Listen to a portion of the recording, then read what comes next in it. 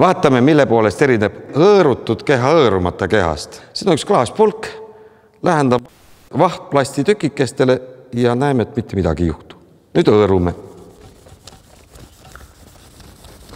Ja lähendan uuesti ning tükikesed tõmbuvad klaaspulga külge.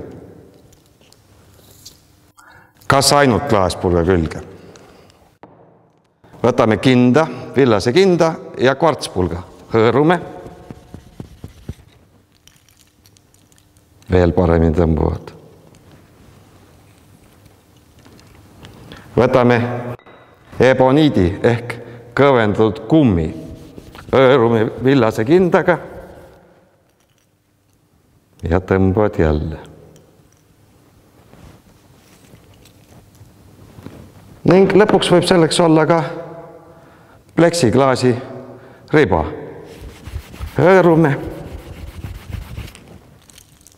ja siia tõmbavad väga hästi külgi. Ja pange tähele, osa tõukuvad ka eemale.